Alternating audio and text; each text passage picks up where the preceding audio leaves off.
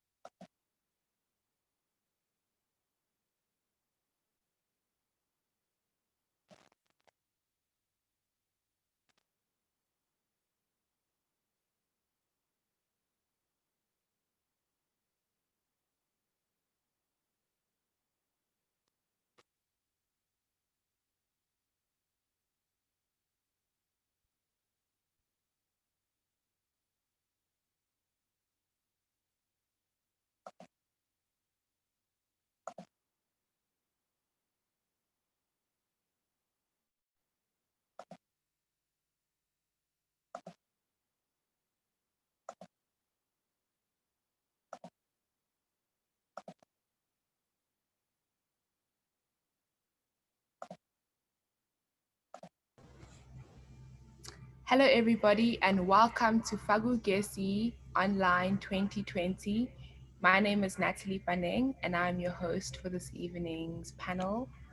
Today's today's panel's topic is impact and opportunities of COVID-19 on digital creation in Africa and worldwide. And this panel is led and organized by Digital Lab Africa. And I'm just going to start by giving a little bit of a bio to who Digital Lab Africa is. Digital Lab Africa is an initiative of the French Institute and French Embassy in South Africa, managed by South African Innovation Hub Tumilokong Precinct since 2018. DLA is the first dedicated to create content in immersive realities, video games, animation, music, and digital art linked with innovation in Africa.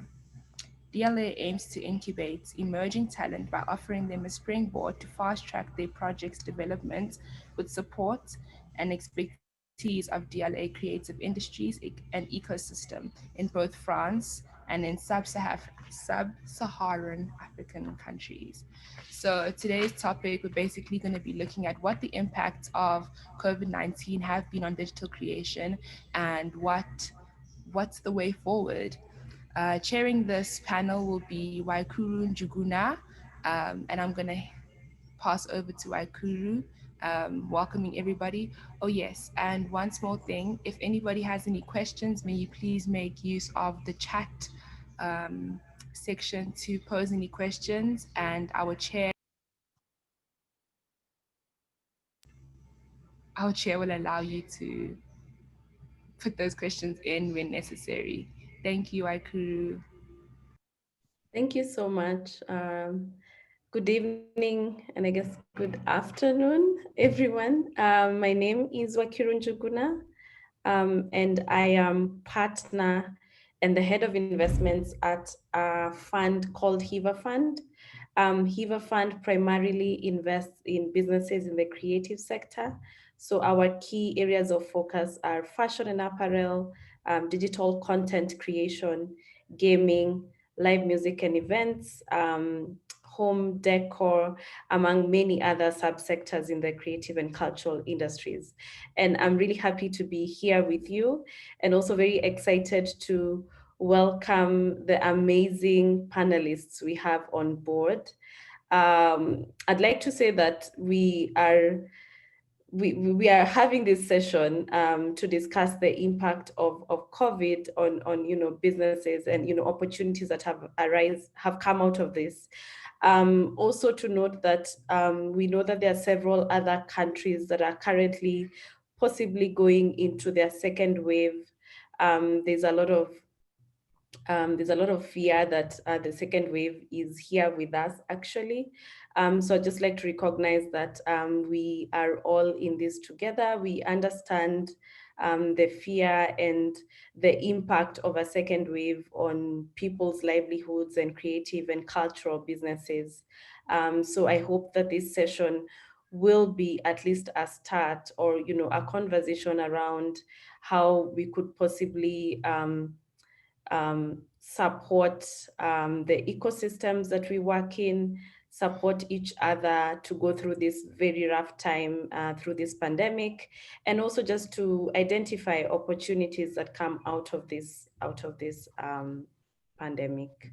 So thank you so much, and I'll just go straight into doing the intros for our amazing panel.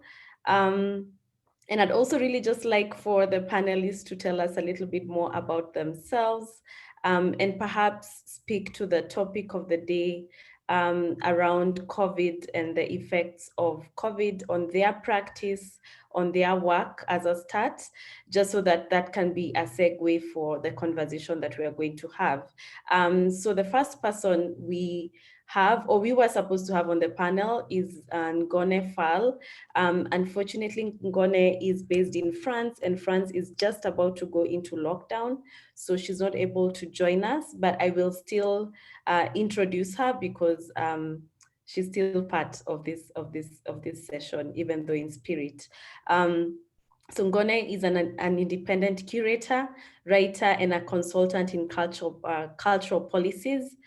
She's also a graduate of École Spéciale, sorry, I'm not very good at speaking French, which is based in Paris. And she has been the editorial director of the Paris-based contemporary African art magazine, Revue Noir, from 1994 to 2001. She has edited books on African art and curated exhibitions in Africa, Europe, and the US. And she's also currently the General Commissioner of the Africa 2020 season in France. The second person I'd like to introduce is Akochaye Okio. Akochaye has been involved in the music industry for 20 years. He was an artist and he is an artist, and also a musician. He also later on went to work as an entrepreneur within the cultural space in Africa.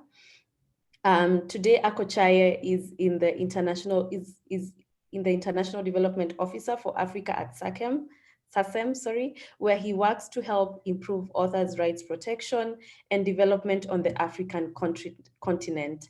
Akochaye, I mean, your profile speaks for itself. And I also know that, especially in this space where we're seeing a lot of businesses going digital, there's a lot of conversations around the rights of artists, copyrights, and just how to protect artistic outputs. So please just let us know, talk a little bit about your experience as a musician, as a person who is currently looking to improve authors' rights, how your work has been shaped by COVID, or what has changed in your work, and what emerging trends are you seeing as a result of COVID? Hi, Wakiuru. Hi to the audience. Thank you for having me. So I'm from Benin, and as you said, I was an artist and a cultural entrepreneur. And what I have witnessed is the importance that digital has on the continent right now. Before working at SACEM, I used to work as a entertainment and music catalog manager for a digital distributor. And I was handling African content, and I could see how there were a lot of energy and a lot of creativity, a lot of potential as well. And African artists are doing quite well in the digital world, and it's been a steady trend for years now. And we, on a regular basis, we have some smash hits propelled by digital platforms who go viral before blowing internationally. The last one is Jerusalem from Master KG. And so those success stories show how much African artists and creative environment are digitally savvy. So now that due to the lockdown, there is a revenue collapse for artists because usually they would get their money from live shows mainly. They have to figure out how to shift things in order to stay in touch with their fans, but also monetize. And digital was a no-brainer. And let's say, as an ongoing process, people are bettering the way they can make a living off of digital. So there's still some issues. Of course, internet quality is still poor in Africa. Data costs a lot. So it's not as easy as on international markets, but there are some possibilities. And in terms of digital royalties collection, we can see that it's the fastest growing revenue even in Africa, because last year digital collections in Africa represented around a little more than 12 million euros, and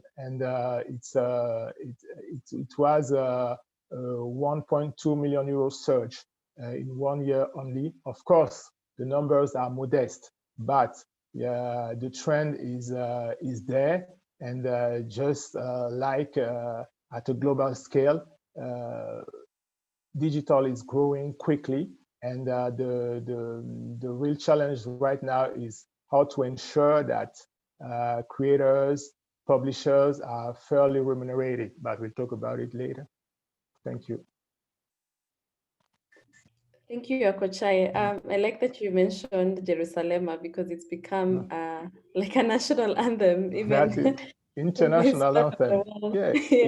Yeah, it's very big over here in Europe because I'm from Benin, but I'm based in France, and I go back and forth in Africa. So even in France, we felt Jerusalem's power. Yeah. And you've also talked about data costs being quite high in this part of the world.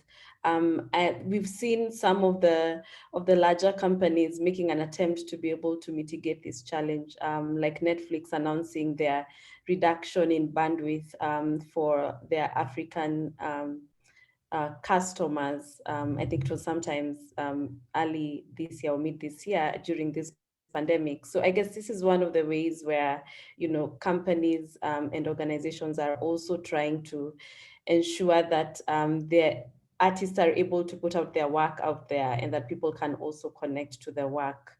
Thank you so much, Akochai, for your introduction. The next person I'm going to introduce is Judith Okonkwo. She is a technology evangelist, a business psychologist, and an organization development consultant with experience working in Africa, Asia, and Europe. She sits on the board of the European Organization Design Forum. She advises organizations on emerging technologies and is a guest lecturer at the Lagos Business School and University of Westminster. In 2016, Judith set up Imsi 3D, which is a creation lab in Lagos focused on building the ecosystem for extended reality technologies, which is AR, VR, MR, and connecting XR communities across the African continent. In 2019, Judith was selected for Echoing Green's Social Impact Talent Report, highlighting 67 leaders trying to solve some of the most difficult and pressing issues of our time. She's also a current member of the World Economic Forum Global Future Council for Augmented and Virtual Reality. I mean, this, Judith, your profile speaks for itself in terms of the work that you've done and your organization trying to be able to connect people to technology and trying to find solutions to, everyday challenges through tech. Judith, please tell us a little bit more about your experiences so far in your work, and we'd also really love to hear what you've seen during COVID, and what types of opportunities do you see presenting themselves in the space that you're in? Thank you very much, Wakiuru, and what a pleasure it is to be here with you all this evening. As I've been introduced, my name is Judith, and I run an extended reality creation lab based out of Lagos, Nigeria. Our work, as has been described, is focused on developing the ecosystem for immersive technologies. And we approach this in three major ways. So the first way is that we're very keen to make sure that people know what the technologies are. We demystify it as much as possible by giving people their first touch and feel, and also creating access. We want people to know that these technologies are not things that you hear about in other places or in science fiction, but are accessible every day for you. The second really critical element of our work is that we believe that if we are to harness, the potential of these technologies locally on the African continent, then we must have people who are skilled in utilizing these technologies as tools to build in whatever sector they want to, be it creating for the arts or manufacturing or medicine. And we are very passionate about creating a community of XR content creators, so this is possible. And then the final way in which we focus our efforts is to work in specific sectors where there's a lot of room for impact locally with these technologies. And for this, we partner with kind of numerous organizations across the continent. But some of the key areas in which we deploy our resources and time are education, storytelling, and healthcare. And just because we can see kind of like really transformational opportunities with in these sectors with these technologies. And if you just kind of like look back to the history of, say, storytelling with immersive technology on the continent, even though the work has only begun in the last few years, and we've got really incredible people like Electric South in South Africa who are doing tremendous work with their annual workshop that brings artists together, and other artists in different parts of the continent. There's Black Rhino doing incredible work in Kenya, really creating powerful stories that are telling the world who we are in our own voice, in a way where they can not just interact with it in a 2D way, but actually be immersed in the story. And that has been really powerful, and we've seen some of those stories really be transformational.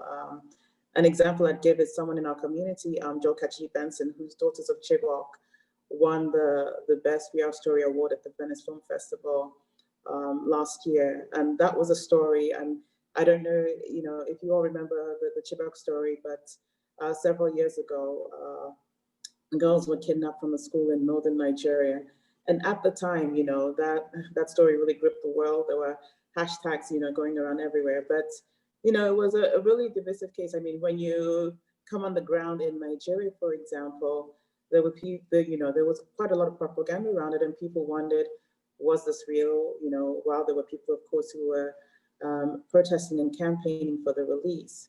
And when this 360 documentary was released, and people got to experience it, the range of emotions was incredible.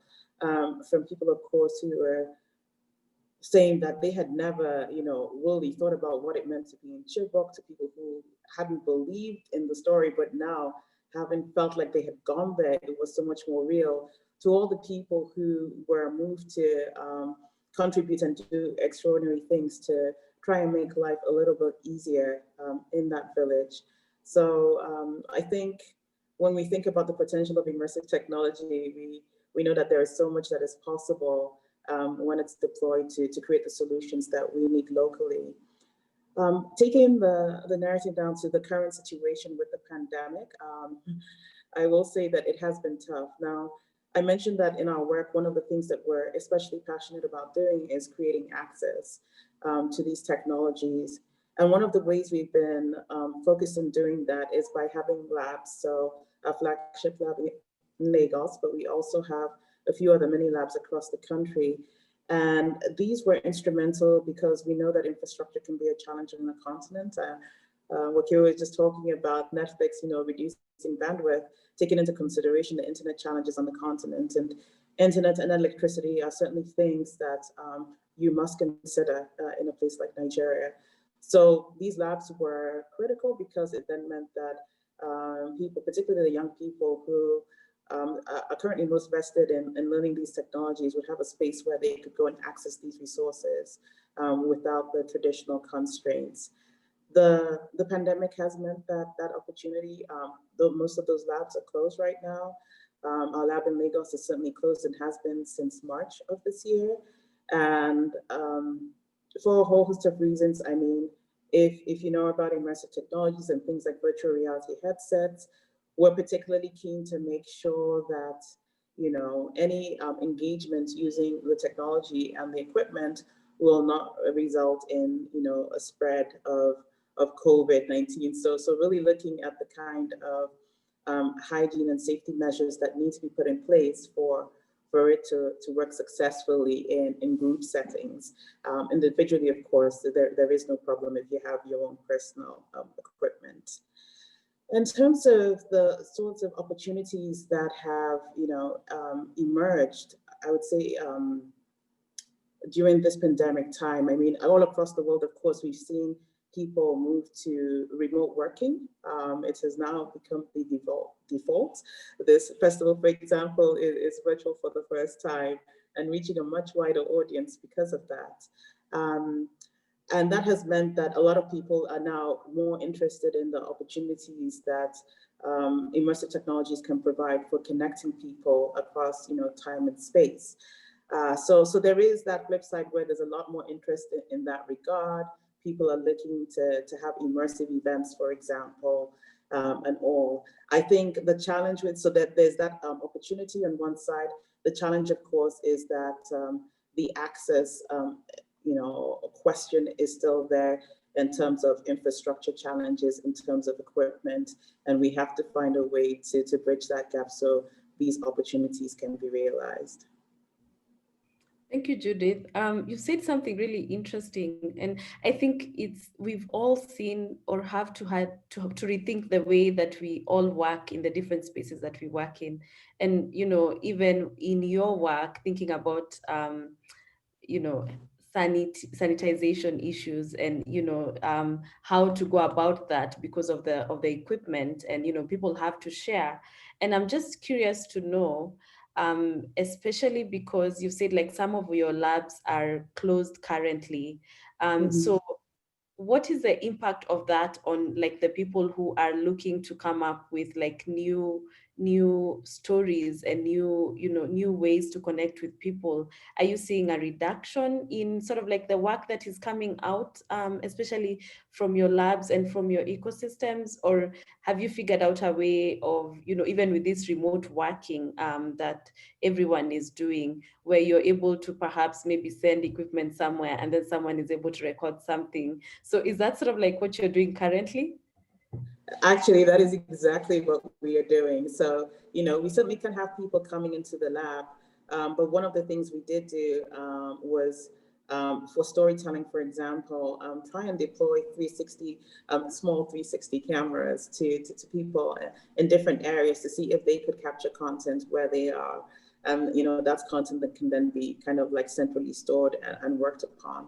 So we are trying that. I think the kind, so that's definitely possible on one hand, but of course you'll have the flip side where it's like, oh, these really, you know, large 360 files, the data to upload, you know, that sort of thing. But yes, we were definitely looking at workarounds. And as I said, with the security safety protocols that we're looking at for hygiene, we are looking at a situation where we will be able to figure out in the next couple of weeks how even in time slots, people might be able to come and access some resources. Okay.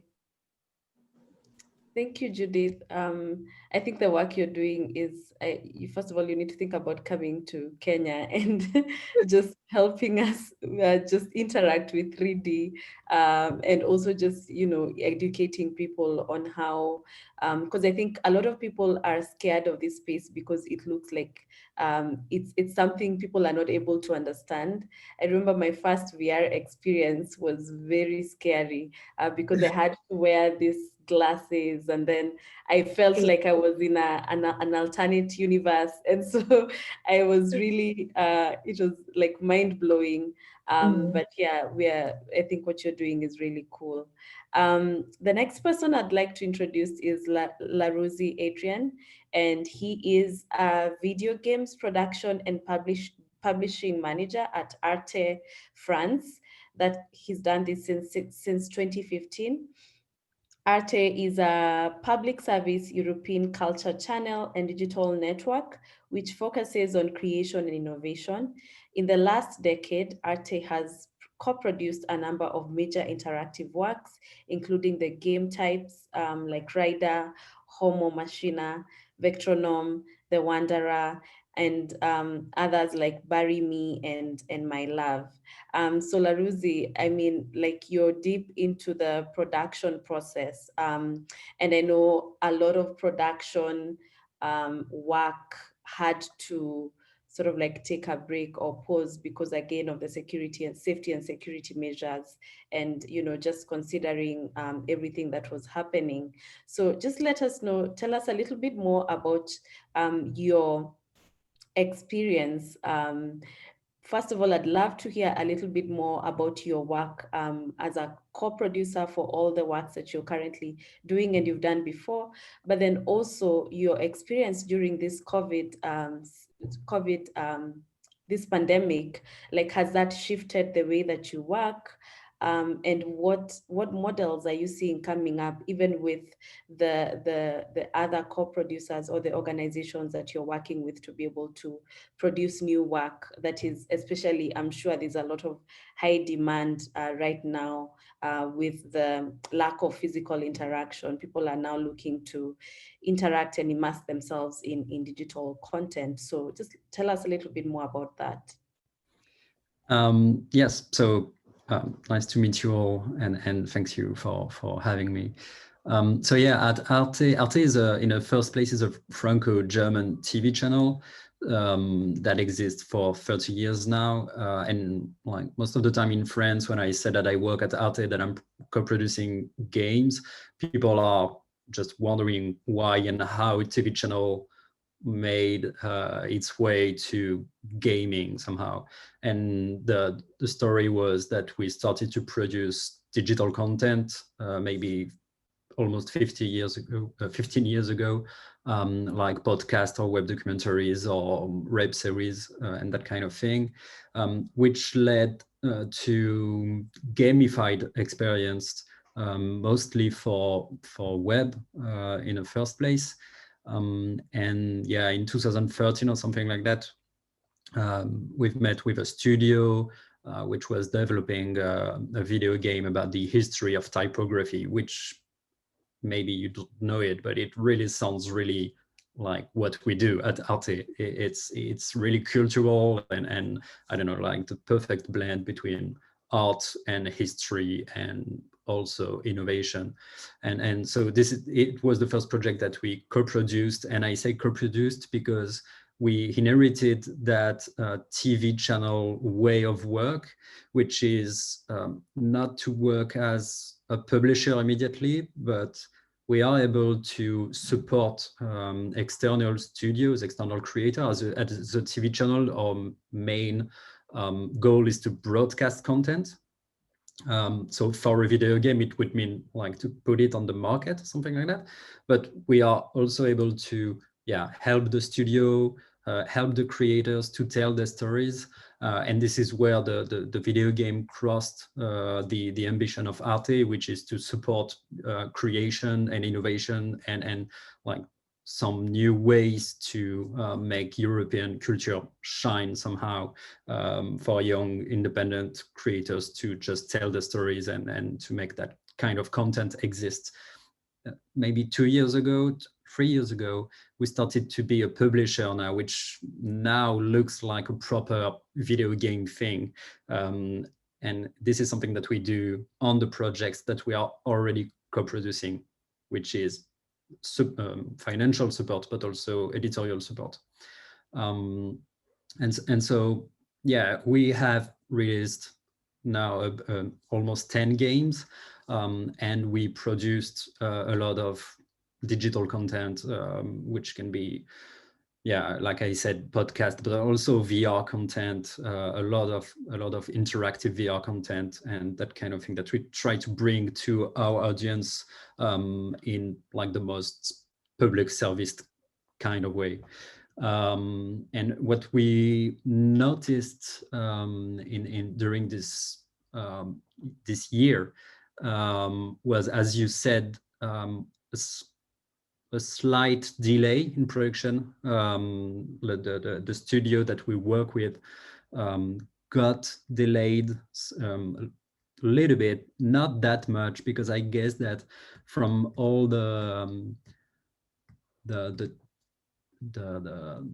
jobs and the mission that we have, like we were the most prepared to work from home, which is not the case for everybody. So video game industry basically easily adapted in most of the cases. I talked with studio that noticed almost like an overproduction in the first place, just because people were, I guess, working from home and extended their work time, and so it boosted the production in the first place. But yeah, after that, due to mostly external factors, a third of the production got delayed. Sometimes it was because people were sick. People had to take most time at home to take care of their children or something like that. But also because it slowed down globally the QA process. For example, like Nintendo or Steam or Oculus now takes more time to review your project before being able to release it, because people are working from home too, and so everything takes more time, and it slowed down the projects that were about to be released. So it mostly impacts the projects that are well into development and not really into the early process of creation. It's also a little bit difficult to organize some proper playtest if you want to playtest your project, because it's mostly done by focus group, and to regroup people in one room now and observe them is really difficult. So it's slowed down the production too. And as Judith says, it's also complicated for VR, because like if you want to shoot something in 360 in another country or a specific set or something like that, this is not something that is easily doable right now. But I guess that beside the production, one of the most complicated thing for me as a producer and as a publisher this year was the lack of event, as you said, to actually showcase your game and to meet new people. It wasn't really a big deal in the first place. Like the GDC in San Francisco was canceled. It's a huge B2B event that studio want to attend to meet other partners or publishers or creators. And in the first place, it wasn't that bad, but events got canceled one by one. And now there is a link that is broken between some studios and potential partners, or between studios and I don't know, journalists, for example, that kind of forgets you in this lack of contact.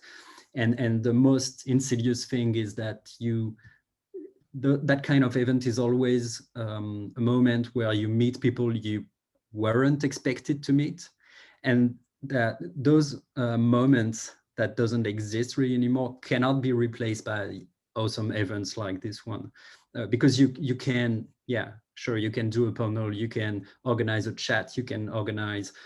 We saw some new online event online to try to replace what is a showcase, what is a B2B meet and match system and so on. But there are no corridors. You can just bump into someone and meet someone you shouldn't have met. And I guess this is one of the most difficult thing to replace. And we can see people trying to reproduce that online, but it's hard to find how to do it. And we also noticed that the organizer are struggling to price that kind of event. We like, there is a 10 factor or something like that between what we can find in Germany with India Arena booth that propose to studio some virtual booth for 300 euros or something like that. But in England, the exact same thing was 10 times more. And you just don't understand as a studio and as an indie to how you should spend your money now that marketing is so diluted, or you just don't know where to go and where to talk to people. And so as you said, there is also huge demand. People got time on their end and they wanted to do something.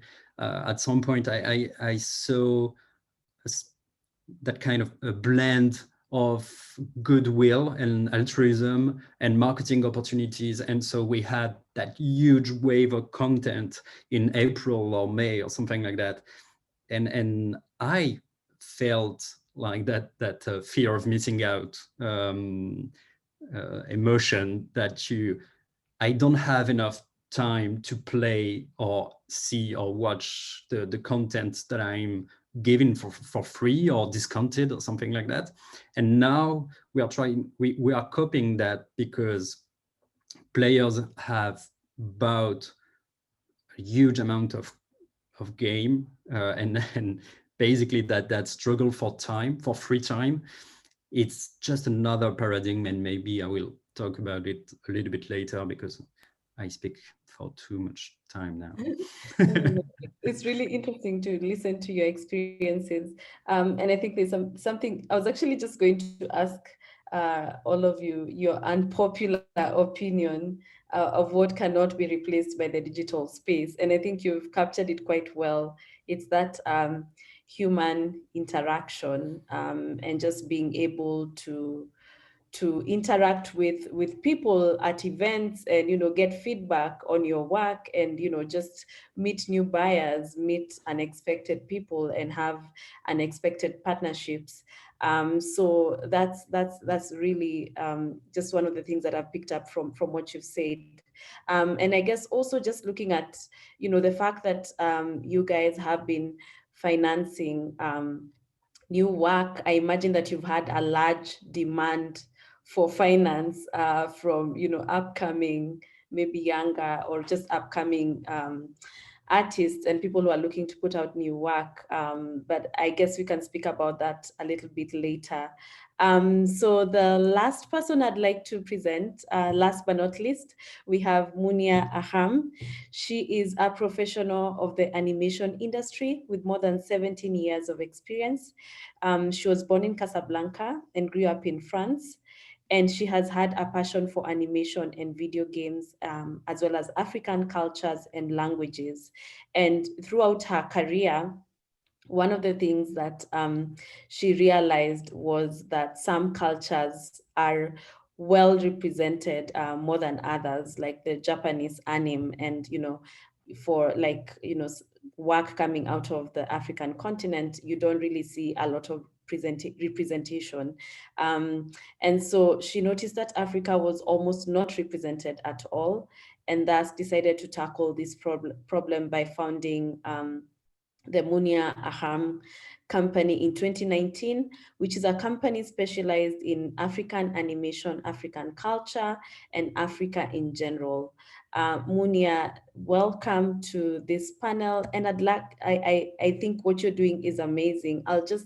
There's some work that we are doing with a VR company, and we finance them to be able to create like African gestures in a sense, because they realized that even while they were trying to create all these amazing immersive stories, they couldn't really capture the Africanness of the stories, because most of the gestures were mostly like European or Chinese or American. And so I think this is some of the work that really needs to be done in this space, just ensuring that there's representation in all types and forms. And Munia, just tell us a little bit more about your work over the years. I'm really curious to hear how your company has really tried to solve this problem of representation, and what are you seeing, especially during COVID, as some of the emerging issues? Yeah, so thank you for having me, and it's really nice being with you guys. So I launched my company in 2019. As you said, I have 17 years experience in the distribution. So I used to work first in Japanese anime, so it was fun. But then, I watched a lot of TV. I'm very passionate about cartoons. So I spent all my childhood watching TV, and being an adult, I still watch TV. And I realized that we are lacking diverse content, meaning content with diverse characters. So even though we have all kind of animation, we have dinosaurs, we have robots, we have all kind of adventures on the cartoons, but we don't see a lot of African characters. And when you grow up and you're not a European, you grew up and you are African native, how can you relate to that kind of characters? So this is why the idea of launching my company came out. And I said, okay, I need to find a way to bring this content in the international markets. I met a few creators in Africa, and I was impressed, but not surprised. I was impressed by the content they can provide. I mean, just through a short trailer, but I knew from my experience and from the fact that I grew up in France, but I'm originally from Morocco. We have a strong storytelling culture in Africa. And we can tell beautiful stories. We have strong characters that we can bring to the international markets. And it will be a pity to keep it to Africa. So we need to share it with first the diaspora that need to relate to that kind of characters, but also the other kids. Other kids can relate to African characters. So I launched my company last year. So I have a few projects that I'm working on. And the idea is to take the project in early stage. So I have projects from Ghana, Nigeria, South Africa, and also Kenya and Mozambique. And I take them in early stage. I take the Bible, sometimes the trailer, and I pitch them first to producers to co-produce this content. Because in order to bring them to the international market, we need to co-produce them.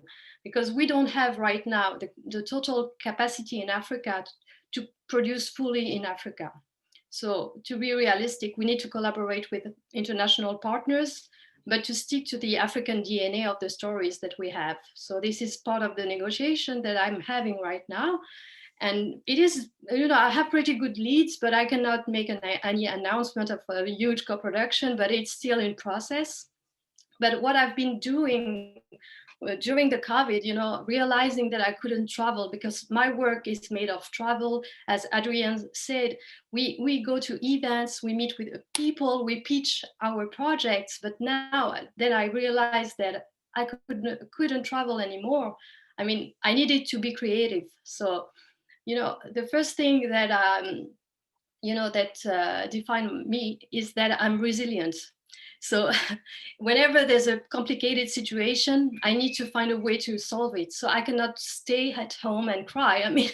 I mean, Zoom is good, but I need to find a way to attract people's attention. So what I did, instead of traveling all over the world to all the events, I did a lot of things on the social media where I was not that much present in the beginning. But now I have a Facebook account, I have an Instagram account. I'm using a lot of social media, and also I talk a lot to the events organizers like ANSI Festival, MIPCOM, and they invite me to be a juror to the event, like Digital Lab Africa was a juror. I also was a juror for the Diversity Awards. So I bring a lot of attention to myself and to my company and to the project that I'm pitching. So, and Also, I'm part of the African Animation Network channel that we are building. And during the lockdown, we worked a lot on the proof of concept, and we talked to the press, and we were lucky to have a pretty good coverage with having an article on the Forbes magazine and also a very good interview on the BBC with one of the finalists of Digital Lab Africa, Ridwan Mushood, who was highlighted with one of his projects that is amazing. So we have African content, I mean, in the animation. They see the light now, and we draw a lot of attention during the lockdown. So we wanted to be creative and to find a way to attract all the attention possible, so people know that we are here, we are coming. So we need to find a way to make this project to the international markets. So, but the things that is very complicated for me, to be realistic, is still I need to meet people in person. I miss that, you know. The communication is not the same when you have a Zoom meeting with people in America. So I can't wait for this situation to be behind us. I mean, we stay creative, we find a way to solve this problem and to move forward, but it's not easy all the time. But yeah, we still need to keep the faith and to move forward. Yeah, you're right, Munia. There's also a Zoom fatigue that has come with this COVID season. I think I don't think I've had as many Zoom meetings. Yeah, it's Zoom burnout. I heard the word. Yeah. Thank you for just talking about the challenges, because I think that it's important to also highlight the challenges even on a personal level, with regards to connecting with your potential partners, to being able to put your work out there, and also speaking to the measures that you have taken to ensure that your work has been, you know, you're putting your work out there and that you're still able to highlight the things that you're doing. And that actually goes into what I wanted to ask next. And that's with regards to some of the measures that you have all put in place in terms of like survival mechanisms to be able to, you know, survive these times, because realizing that, you know, you're all at different parts of this value chain. There are people at production, others who are, you know, trying to seek new work for, you know, new and emerging artists, and then there's, you know, someone like Judith, who's working to ensure that, you know, communities are able to interact with immersive work and continue to do that as well, and even continued production, which I imagine, like we've said, you know, has completely shifted as a result of COVID. So I'm really just curious to hear of your experiences in terms of like some of the innovations that you have seen that are working for you internally, in terms of like some of the innovations that have led to like survival mechanisms, and what that looks like for you guys. And I think we can start with Akochaye. Yeah, if you could tell us just a little bit more about like your innovations around your work. Yeah. Let's say that as a copyright management organization, our main goal is to ensure that our members and the creative community is properly rewarded for its works. And now that creators have invested the digital field more than ever, it's important to match the initiatives. So we have launched at SACEM a distribution scheme in order to pay royalties to artists, to creators who are doing live streams, shows, live stream events. So right now, when you are performing on Facebook, Instagram, on Twitch, and also on YouTube, you can get copyright royalties from these live streams shows. So it's a way to once again try to offset the loss that occurred in terms of copyright royalties this year, because we collected less than expected. Shows were cancelled, venues were closed, clubs are closed, restaurants as well. So a lot of music users are not working anymore, and that translates into financial loss for creators in terms of copyright royalties. Sorry, Wakiuru, it seems that you have an issue on your end, but I hope that the rest of you are hearing me clearly. Sorry, yes, Akuchai, Okay. I can hear you clearly. I think there's a bit of lag because of the internet. Yeah, the line is shaky on your end. So our aim is to really cope with the new way of entertaining and monetizing that the creators are using right now. And yeah, we are working on it, and this has been a very important move, the live stream monetization, and still working to develop the scope of partners of the platforms where this kind of agreement will be available. And one thing, of course, is about the big data that come with digital exploitation. And to properly handle digital rights, you have to be able to track all exploitations. So we have created a platform called URights in partnership with IBM, which powered the platform that belongs to SACEM. So it will enable us to properly identify and remunerate music and audiovisual works for creators and publishers.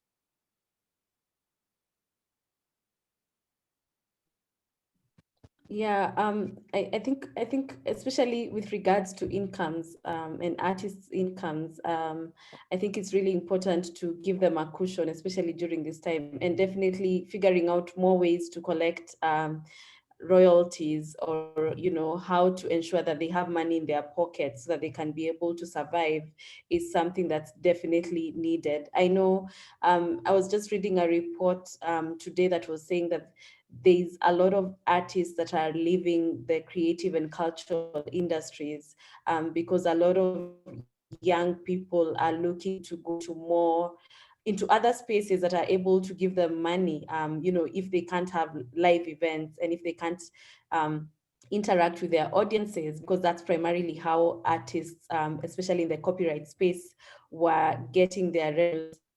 We are seeing a space where there could potentially be a lot more people who move away from these industries. And I think that it's definitely worth ensuring that artists continue to, make a living, continue to be able to pay their bills, and even cater for other needs that they might have. So that's really amazing, Akochai. And I'd just like to ask Judith regarding just one thing, if I may, regarding digital figures. It's important to notice that we are expecting growth in digital royalties worldwide this year.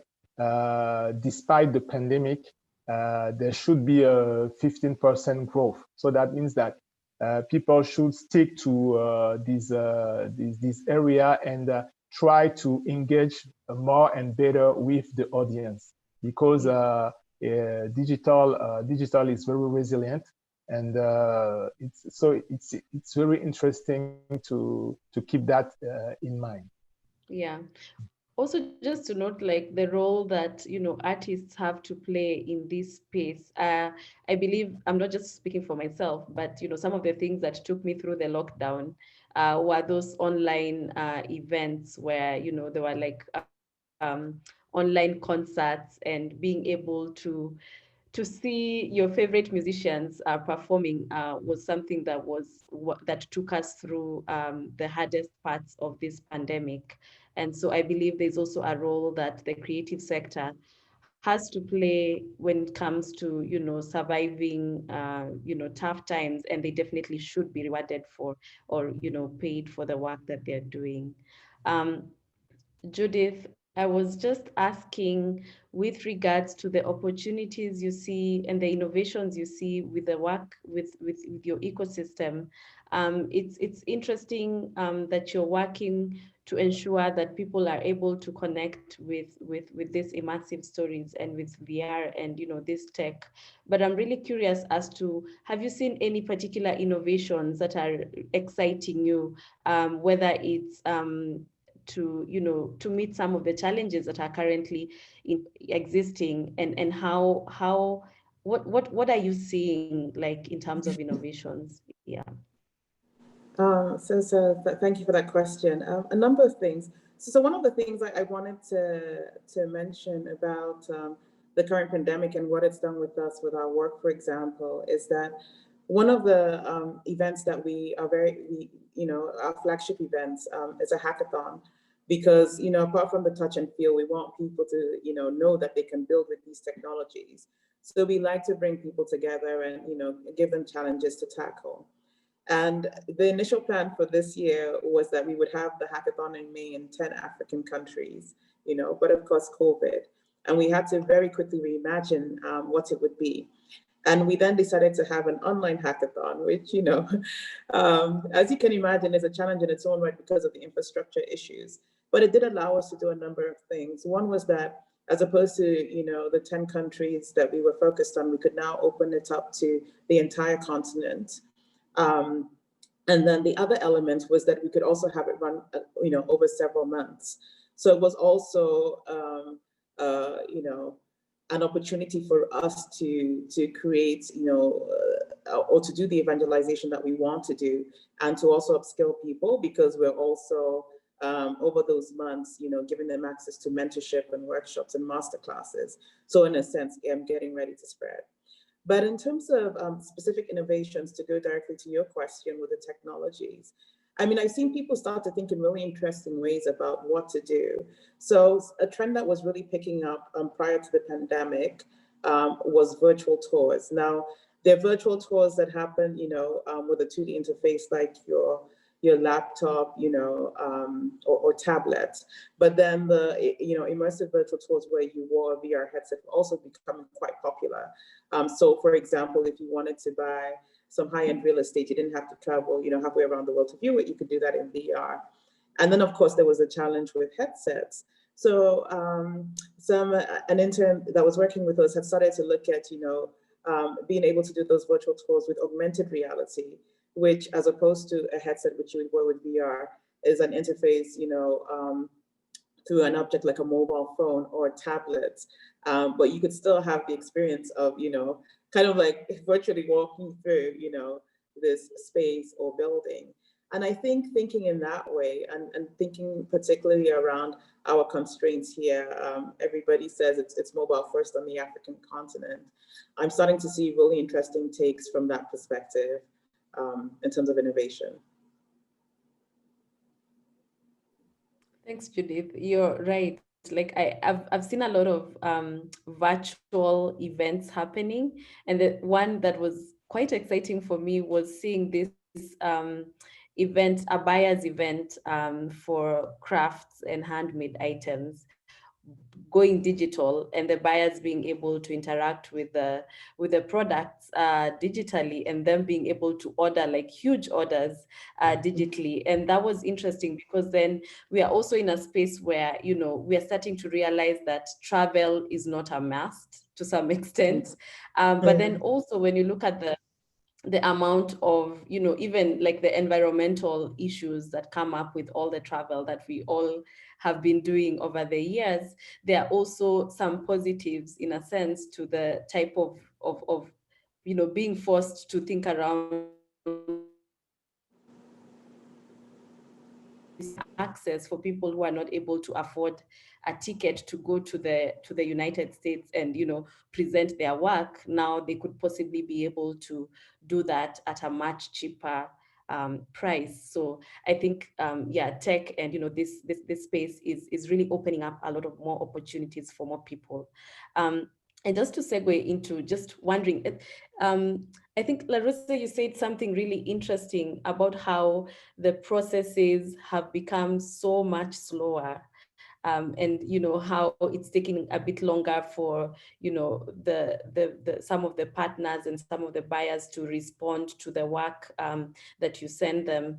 And I'm just wondering, like, is that something that you see will continue to happen, or are there, like, what has been done to mitigate some of these challenges that you're experiencing as a result of COVID? I think that it will be the case at least until the beginning of next year, something like that. I know that, for example, Nintendo is virtually shut down for some of the certificates that they can give. They're just saying, like, we won't give any certificate for your game before next year, so you just have to wait. And of course it impacts a lot more the independent studio and the tiny studio, the AAA game supported by huge publisher that have really strong relationship with the consoles manufacturer and so on, doesn't really experience that kind of issues. But for us, it's just another struggle. So we have to adapt and plan things differently, because we just can't wait for that kind of things to solve themselves. As Munia said, for example, the independent studio now really have to organize their own communication. If there is no festival anymore for this year, or maybe before next summer, we will have to be our own events. We will have to take and embrace the communication, and build our own Discord servers, our own Twitter accounts, our own we will have to be our own media and build a community around games, around projects, around our publishing activities, for example. We created a Discord a few months ago because we wanted to gather a community around us that we weren't really able to do without the events. And now we hope we will have a platform to speak about our projects in the upcoming times. So we had to adapt and build that kind of thing. And there are some opportunities that you can use because people are doing things for the indie. There are people helping us. For example, Judith was talking about online hackathons. It is really difficult to shift from a location-based hackathon to an online one. It's the same thing in indie games with game jams, but there are multiple game jams online, like the one organized by the French Institute in South Africa, where young studios, young creators can meet other developers and build the new projects. So there are that kind of initiative around that you can find, and that developers are looking for now to cope with the lack of pre-existing ones. We noticed also a bunch of regional relief funds that are supposed to help developers this year, but I guess that it will be something that will be reproduced next year. But in France, we can notice some really dedicated relief funds for new projects. And maybe this is why we received in the last 2 months a lot of projects to be reviewed and to be like a lot of pitches, which is which is really cool, but also a challenge because we don't really have another budget. It's still the same. It's still the same for 2020 that was voted maybe 2 years ago, something like that, which is the issue with public service company. So we are not really flexible on that. But this is really exciting too, because it does, I think it sparkled some creativity in studios and in video games generally. Yeah, I mean, I feel like budgets, it's a challenge everywhere, whether it's public sector, private sector. But you're especially with regards to, you know, some of the things that you've talked about and what you have noticed, I think the insights are the same across the board.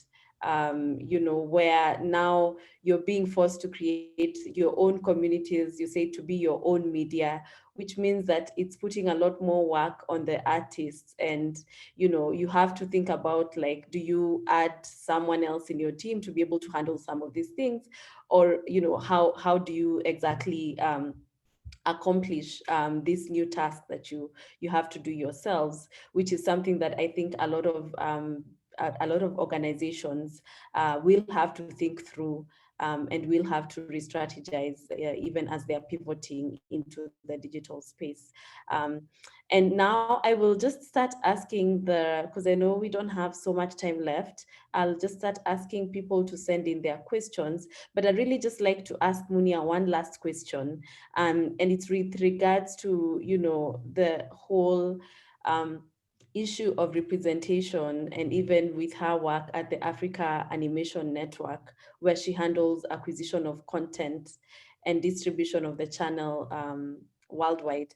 Munia, I'm just wondering, like, what are the effects? Like, do you see representation taking a new shape in this, you know, COVID world, or in the post-COVID world? I realize that especially in the African continent, we find that, you know, even though a lot of young people now have access to mobile phones, I think around 70% of young people have access to mobile phones. I guess there's still the issue of infrastructure, and, you know, to some extent, some things have become worse as a result of COVID. Some things have become, you know, better, you know. So I'm just wondering, like, is the issue of representation going to shift significantly? Does it, like, are there opportunities that are arising, or are you seeing, like, this challenge will become even worse going forward?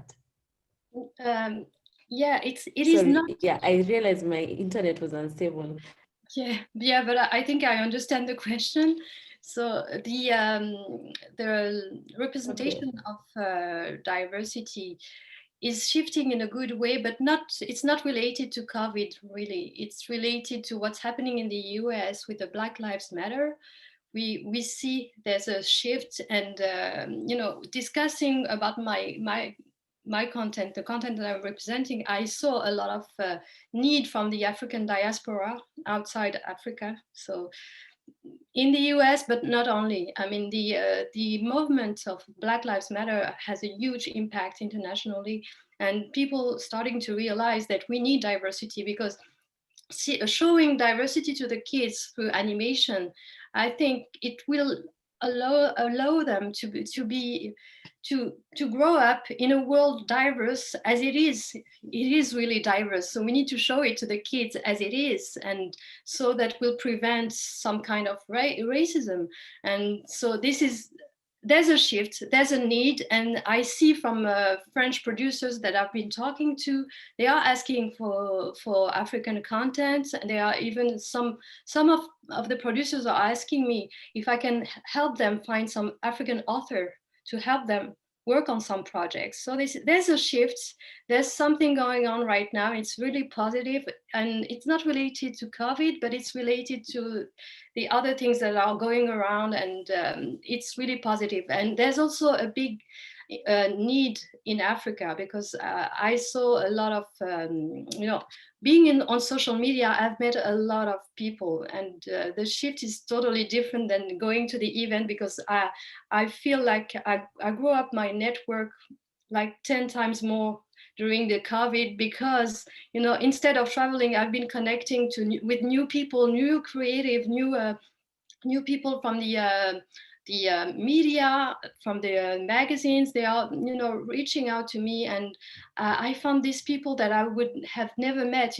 People from Kenya reaching out to me because they saw me on the Instagram live session I was doing, and they reach out to me. So I talked to them because I don't want to miss any connection. So I found this interesting project now that I'm talking with Kenya about education, and so there's something going on in Africa and outside Africa, and it is all related to the representation of the diversity. Yeah, and I'm really just curious. I should have asked this in regards to representation and even, gender issues that are arising. But I guess I should first go into the questions. I see there's someone, Tegan,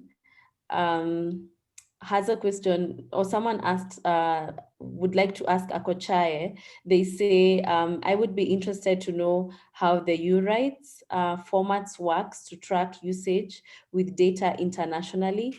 I think that's the question. Yeah, and I've already sent a link to her because it's a little bit complex, and I'm available to follow up on that later. So yeah, we are very interested in discussing these U-Rights stuff with her. Yeah, definitely. I would just like to add that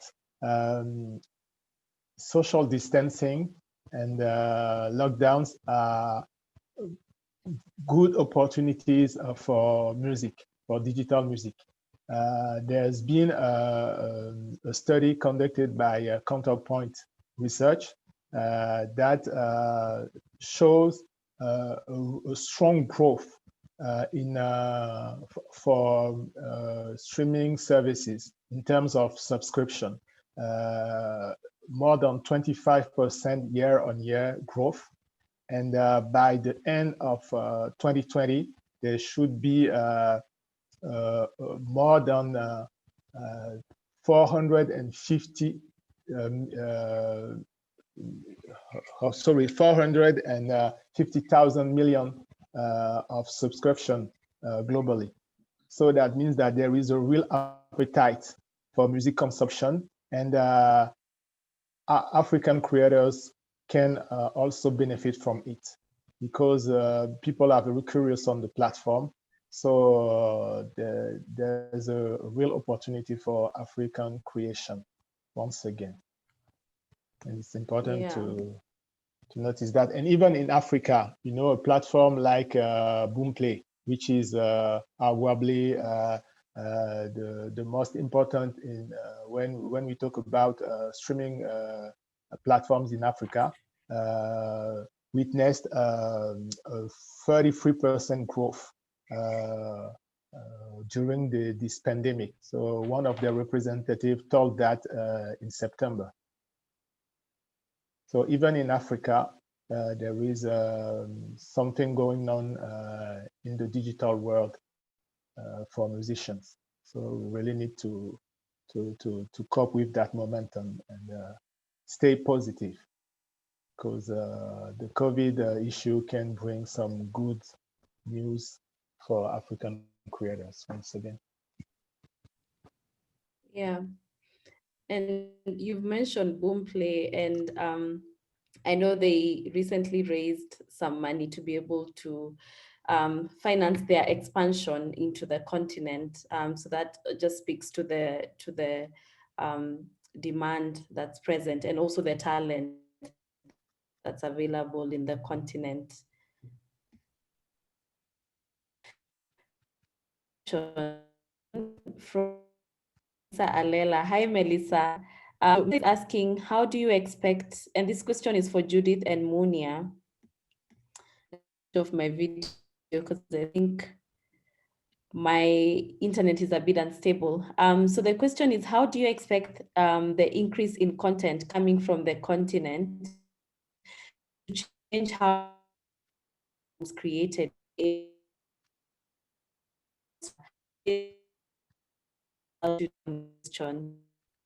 We can start with Judith.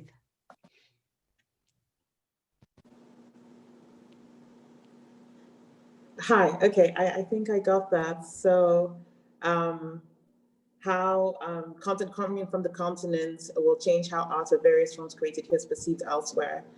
So I'll speak specifically to art created with immersive technologies, because that's the space that I'm in. And I think it's doing a number of things. So first of all, just by virtue of the power and the potential of immersive technologies, art that's created with that allows you to tell a story in a completely different way, because you can immerse the viewer, your audience, in that story or in whatever reality you choose. And for me, I think that has been transformational for a lot of audiences outside of the continent, because you get to experience the Africa, not in the way that you would consume from Western media, for example, and not in the way that, is almost apart from you if it's a 2D interface, but being immersed in it in a way the storyteller wanted. So I'd mentioned those sorts of Chibok previously, but another kind of like VR documentary that I want to mention is one called Lagos at Large, which was made last year. And while Daughters of Chibok, for example, was really kind of like taking you into the heart of a community that had this really tragic event shape it and its identity for the whole world. Lagos at Large, on the other hand, is a celebration of Lagos in its everyday sense, and it's, if you have the experience, it's this real feel of the city, the hustle, the bustle, everything. And I think being able to have people step into that, which is what you can literally do with the documentary, is showing the city and its reality to people in a whole new way. So from that experience, I think comes this perception of less of othering, in the sense that, oh, these are people from that continent that we don't know much about, or that our reality is only shaped by what is in Western media. Because certainly something that I find with a lot of people when they're coming to a place like Lagos for the first time, and this happens with quite a few people from Europe, they're very surprised. They're like, oh, well, I never thought it would be like this, or that I would have these experiences, because my perceptions have been so different. So that's the first thing. And I think once you start to think about people differently, then you start to broaden your horizons or expectations when it comes to their art, which is something that I think is very important. And I say this because I think that there should be kind of no strictures or boundaries in terms of people prescribing what African art will be, particularly if they're not African, because African art is art created by Africans. That's what it's supposed to be, and not something that will fit a specific mold or, be perceived in a particular way. So just the connection with people that will then allow them to express themselves as they are and appreciate it for what it is, without unconscious biases or preconceived notions, I think will make a tremendous difference.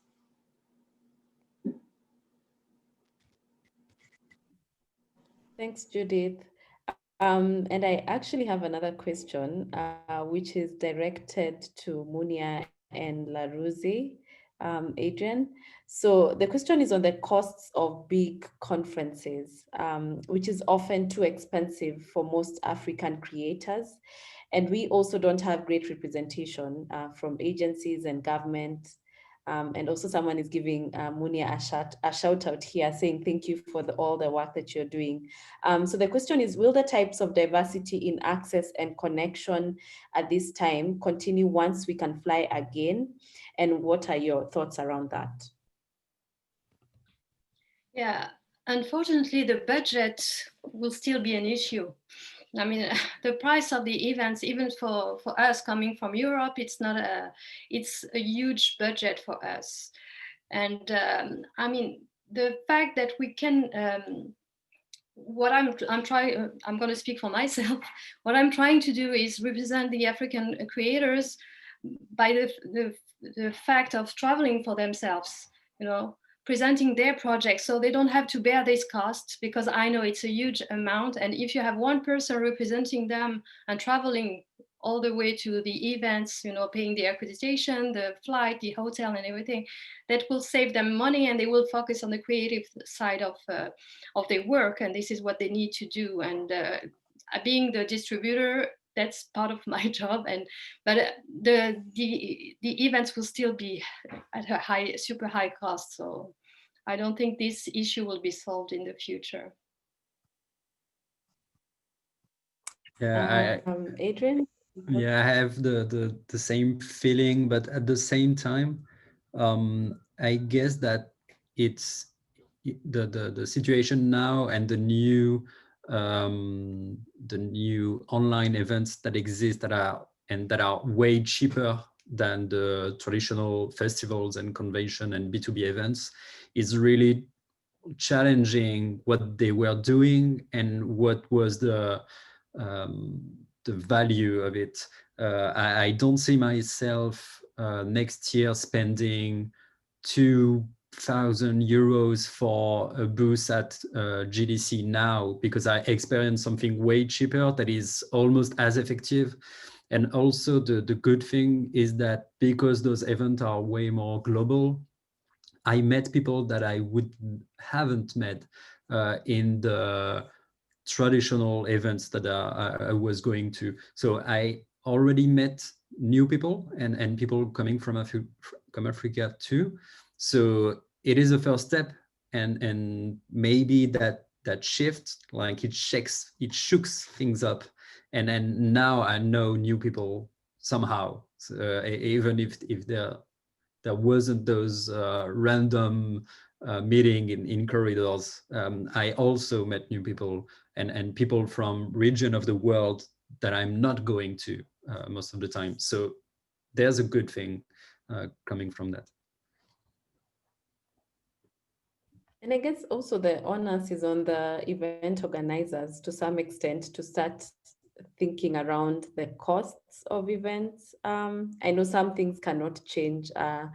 Tickets will be expensive for I don't know how long, but I think there's definitely a way to start thinking around making some of these events more accessible to people who might not necessarily be able to afford buying a ticket to attend.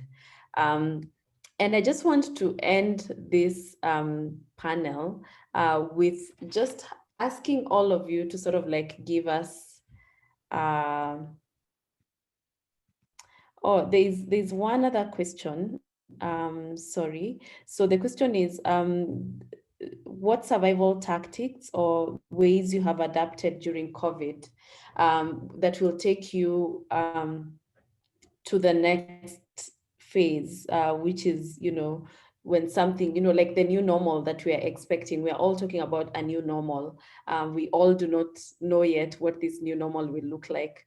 But to some extent, I feel like we might be living in the new normal where, you know, we'll be in and out of lockdowns, you know, we'll have to wear masks. I don't think, nowadays I find myself when I watch a movie and I see people hugging, I'm always just wondering, like, why would you be hugging? And, you know, there's COVID. So I feel like some of these things will take us to like the next stage of this pandemic, and even in the way that we interact with each other.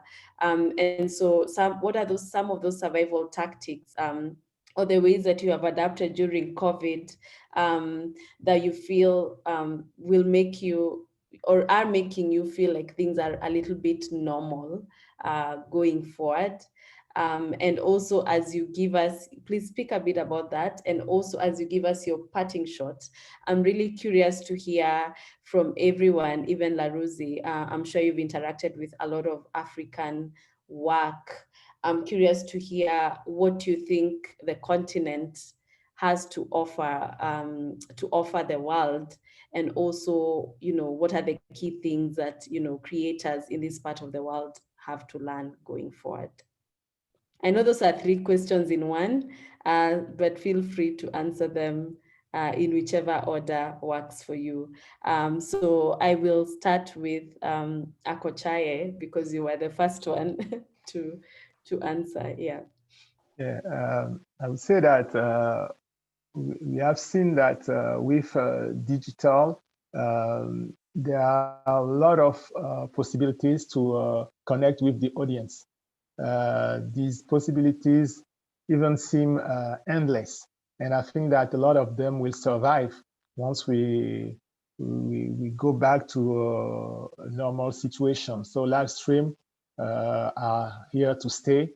There will be a complementary source of income, and we have witnessed a lot of initiatives. See, for instance, a guy like Travis Scott, who just performed on Fortnite, this famous video game. And yeah, it was a very revolutionary move. You also have more and more creators engaging in paid concerts. BTS, the Korean boys band, they grossed a lot of money on that concert, on the concert they made during the COVID, around $20 million, and the show gathered more than 750,000 people. So it's like a 10 stadium capacity. So yeah, I think that those opportunities are here to stay, and the artists and the professionals around them will leverage them, definitely. So yeah, it's good. There are new ways to interact and to monetize. So I think those are very interesting blueprints that that can inspire African creators. And right now we see that, especially in South Africa, there are more and more platforms enabling good quality live stream, paid live stream. So people are giving those initiatives a try on the continent. So that's great. I think that, yeah, we are experiencing a very interesting period. Yeah, we've seen a lot of that also happen in East Africa and even in Kenya, where we have a lot more platforms that are offering live stream options.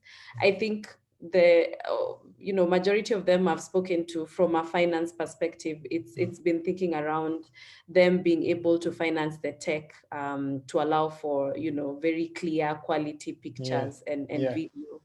And even on this issue, there are some funds now that people are putting together.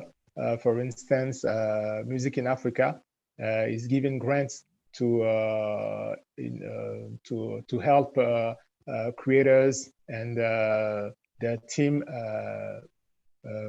How can I say, ramp up in terms of capacity building when it comes to create international standard live stream performances. So yes, there's an interesting movement going on in Africa regarding digital opportunities. Yeah, I also, just to add on to that, also like I also feel strongly that investors need to start thinking about new models of investing in these new businesses that are coming up. But Judith, please let us know, like, what are some of these survival tactics that you're taking going forward, and also in terms of like learnings, especially for the continent.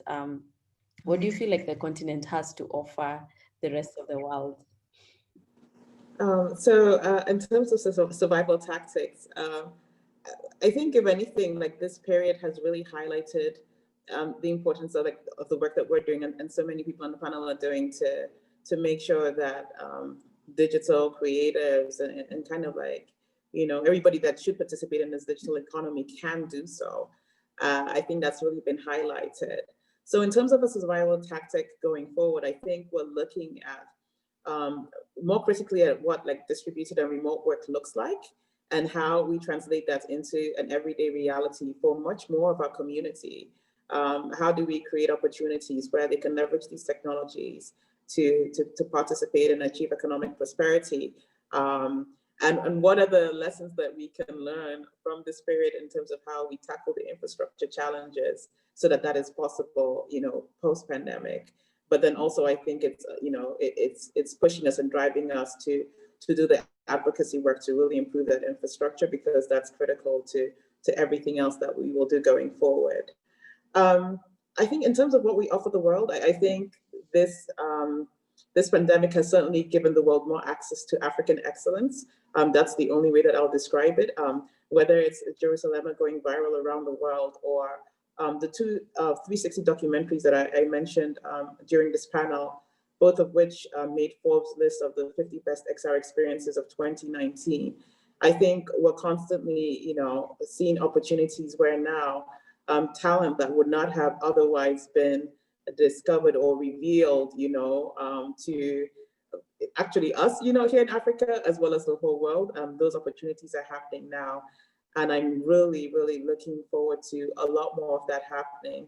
And I just have to say that the connections that happen because we're in the digital space are something that I think have been more firmly established now during the pandemic, and we won't lose that. So going forward, it will be a question of how we're building on these, you know, more intimate digital ways of connecting with the physical then layered onto it. So I think that will provide a lot of really exciting opportunities for us all. Yeah, thank you, Judith. You summed it up pretty well in terms of like, you know, African excellence, and, you know, finally, you know, everyone is able to see all the amazing talent that we have in the continent. Laruzi, please let us know. I know you've spoken a bit about like how your processes have changed, and also, you know, priorities in terms of budgets, sort of like shifting among other things. But I'd really like, we'd love to hear what your, you know, what key survival tactics you feel you have adopted during this time, and how you're going to take that through to the new normal. Yeah. I don't know. Just from your perspective, also, like I was saying, I'm sure you've interacted with, you know, some of the works that have come out of this continent. I'm just really curious to know, like, what you think the rest of the world has to learn from that. Yeah. Yeah, I don't know if I have a survival tactic. I don't know if I like made it through it yet. But the thing that I noticed, what happened is that in the beginning of the pandemic, there was a huge amount of content for us, and because we had time, we tend to be like really frenzic around that, like purchasing and trying to discover anything new because we wanted to make that time worth it or something like that. But at some point, it shifted, and everyone got exhausted by chasing content, by chasing information or experience or game or books or podcast or I don't know, whatever. And this is why I think we see the platforms of streaming, for example, are really winning that, because people are tending to buy a new Netflix account or Disney Plus or Spotify account because you want to have that wall of content that you can have easily to ease your anxiety, I guess. But yeah, I would say that what I would like for next year is to slow things down a little bit, and to avoid that ocean of content, and you can see that players, for example, wanted more slower game. You have that new trend of caring game, for example, like Kind Words or Animal Crossing, because people want to have that bubble of loneliness, but also of connection, because these are games where you connect with people. And this is something that I guess we will see more and more in games. I'm not talking about like massively multiplayer game or something like that, but just more humanity and more connection on a human level in projects. And this is something that I already noticed in African projects. The power of the stories is something that you can find here that you cannot find in, I don't know, more bland projects coming from Europe or United States, because they are trying to fit a global market, and you know, nothing's sharp anymore. Like everything is looks the same. And I noticed really interesting stories and really interesting way to tell that story. So I would push towards that. I would push towards slower stories, slower games that are helping people to connect and to take care also. And yeah, I would advise to try to not chasing networkings too, because we are between professionals and it can be exhausting to attend every convention and every festivals and trying to make the best of every single minute we have here. And because we are tonight probably going to lockdown, we will experience that frenzy of like making it worth it. And we will all burn out if we are doing that. So I guess that everybody should have that in mind. Yeah, and I mean, like mental health is something that has been a major conversation, especially during this time, because of, you know, the effects of lockdown and just the anxiety around the pandemic. Just, you know, how do people relax and, you know, without, you know, that human interaction? So what is the space for digital content and games and VR? In terms of like caring or, you know, helping people through their mental health issues. So that's really, really, really interesting. And the fact that, you know, in Africa, like we've always been storytellers. So also just being able to amplify that a bit more.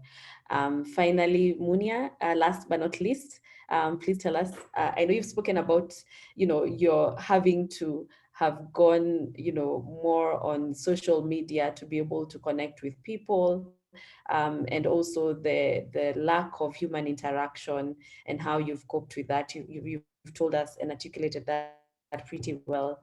But just tell us, like, what are the key survival tactics that you're going to take through to the new normal? And yeah, what do you think? And especially because you're in a space where you get to interact with a lot of new artists and, you know, new content in this space, what do you feel the continent primarily has to offer to the rest of the world?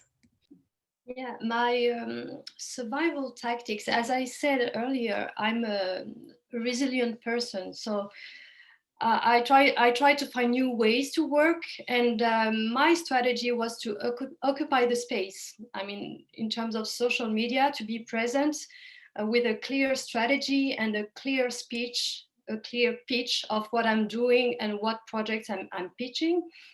So occupy the space, be present. People know who I am, what I'm doing, and when they come to me, what they will have in terms of content.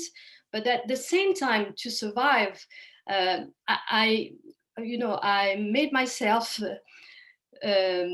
not available during the weekend. I don't work during the weekends because in the beginning I was working like 24/7, but I had to put a stop on it because people are reaching out, you know, on Saturday, on Sunday, on WhatsApp, on Facebook, even on Zoom, and then after a few months, I was exhausted. And so I decided my strategy was stop during the weekend and take a break. And then I will work back on Monday until Friday. So this is how I can survive this pandemic and this situation. As we said, it can last for a bit now. And what we are bringing from Africa, we are bringing beautiful stories. As we said, we have this storytelling culture is part of our DNA. This is what we can bring to the international market, beautiful characters. And we have talented animators, writers. So people will see that, and they started to realize that. And so we need to highlight that in the international market. And this is one of my goals right now. Thank you, Munia. I think you've mentioned something really important, just being able to switch off and, being intentional about taking time to not be, on the internet, or to not have Zoom calls, is something that's really, really important for all our, for our mental health, figuring out that work-life balance, even though we are all working from home. So there's not really a work-life balance in a sense.